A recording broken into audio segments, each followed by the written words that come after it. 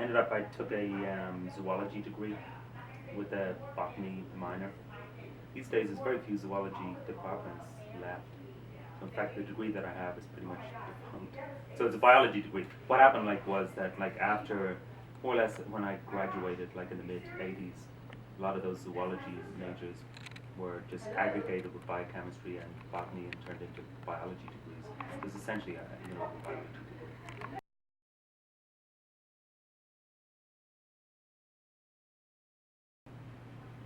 I mean, I think ultimately it did, but it was extremely narrow. I mean, art training back in the '80s, when I went to college, I took 4 sciences.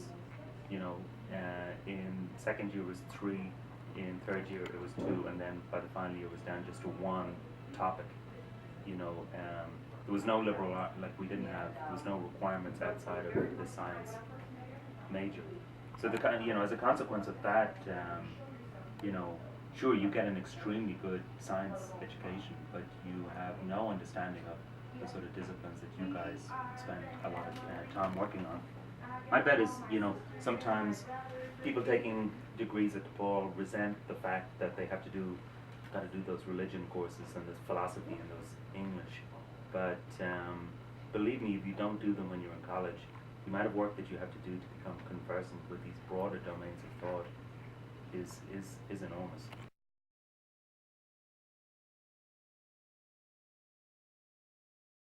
That's by the way, often my big concern about you guys when you graduate.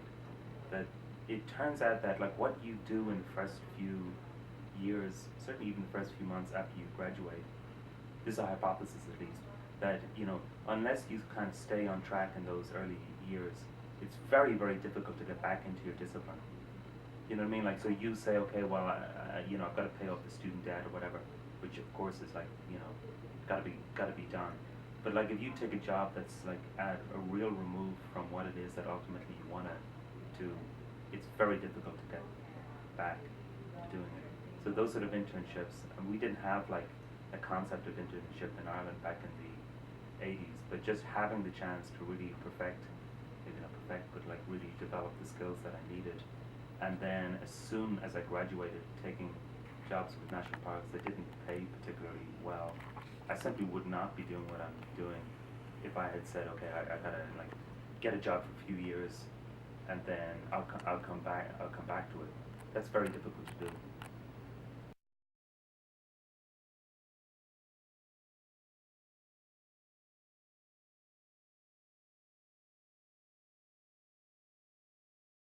I went to the Antarctic. Antarctic. Okay, so can you maybe tell us a little bit about that? That was an amazing experience. I did that when I was in graduate school. It was under Doug McHale, was the principal investigator on that.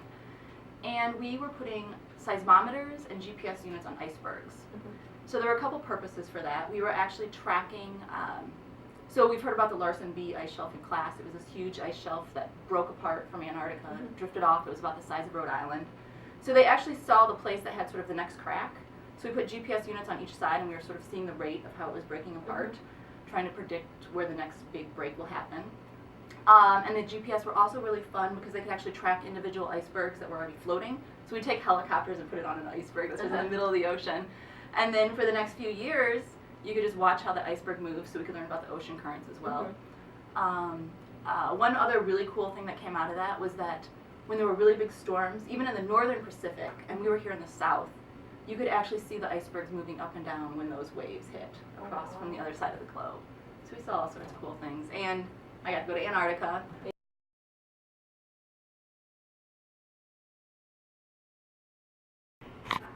This is what's really going to change the world for the next 10, 20 years. It's people in these fields. So it's very topical, it's very exciting. When you do get here, make sure you go to your your teacher's office hours. They want to talk to you and learn more about you. Don't be afraid of them.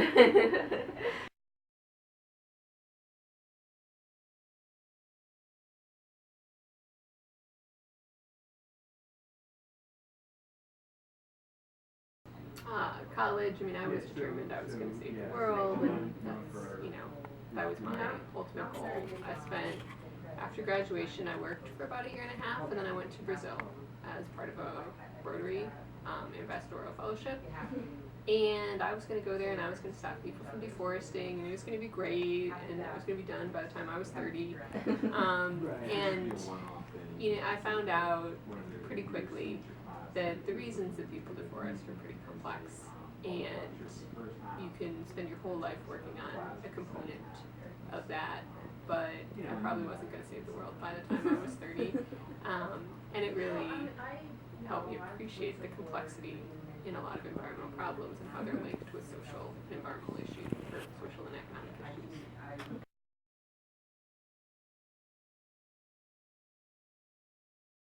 You know, in essence, I spent all this time learning how to learn. So it's no big deal if I switch my study focus, because this is what I'm trained to do. I'm trained to learn about an area and then do relevant research in that area. So yes, there are plenty of times that I want to know more about a subject. I'm taking a course at Northwestern right now in life cycle analysis, which is not something that a decade ago I would have said that I would ever need to know.